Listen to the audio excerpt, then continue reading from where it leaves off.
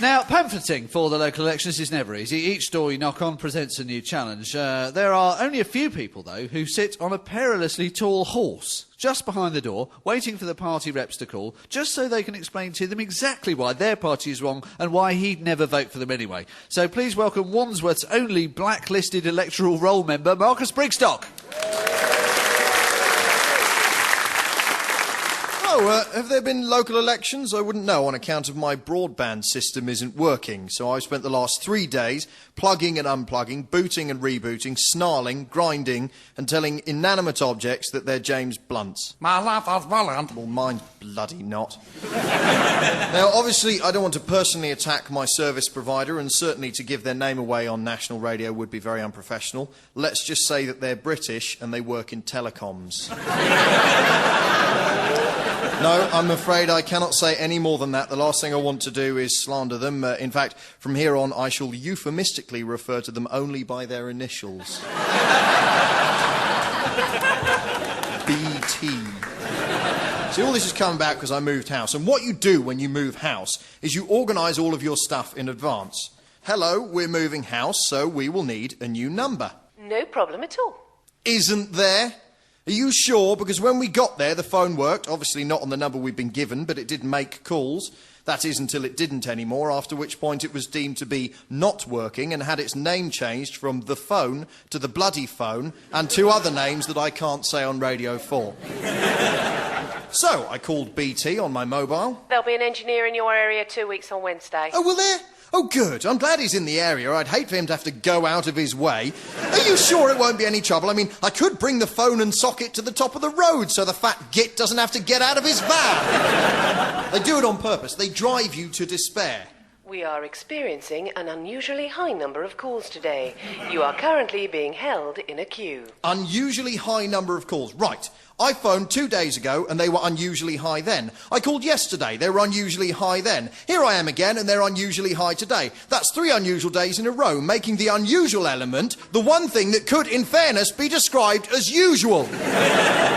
We are experiencing roughly the same call volumes as usual, but can't be asked to do anything about it. This is what they do. They drive you mad, you see. They only let you speak to an automated machine that can't hear you. This is done so that if you ever get through to a real person, you're already on the verge of hysteria. For existing BT customers, please press 1. For new customers or to start an account, please press 2. No. For billing inquiries, please press 3. For chitty chitty bang bang, please press 4. What? To speak to an operator, please press the star button. Oh, thank God. You are in a queue. We are experiencing unusually high call volumes today. No! Right, now, onto the broadband. It doesn't work, so I phoned them up. Hello, can you give me the internet in exchange for the money that I've given you? Not at the moment, my friend, because there is a tag on the line from the previous account. A tag, right, but it's your line. The account was with you. Take the tag off. Well, we can remove it 5 working days. Right, and then I can have internet access. Then you can order internet access, which then takes 5 working days. So 10 days in all. 10 working days, sir. I've just had 3 Polish guys installing an office for me at the house, and one of them came to me last Sunday, this is true, saying, would it be okay if they were there all day bank holiday Monday and possibly stay late until the job is done? Would it be okay? I nearly boiled them some cabbage meatballs. People coming over here taking our jobs? No. Doing our jobs. Doing.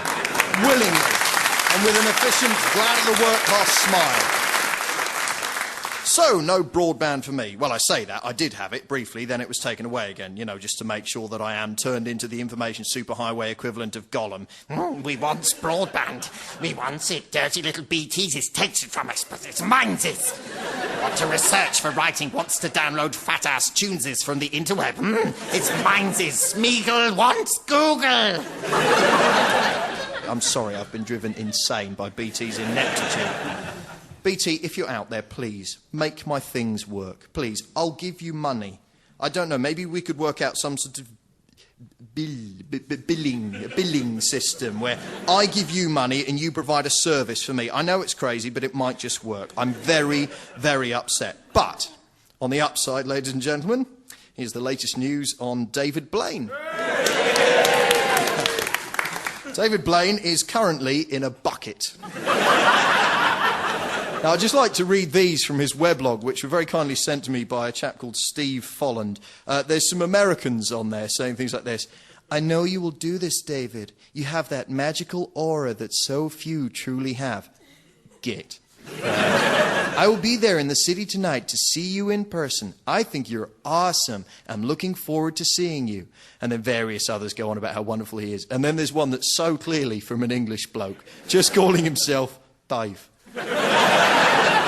It says, good luck in your attempt. I once sat in the bath for 2 hours, so I know what you must be feeling. I had to get out in the end as I felt a bit of a chill, but I'm sure you'll do better.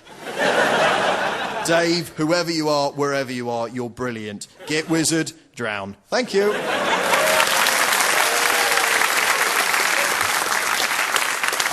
And now a man who you may have noticed was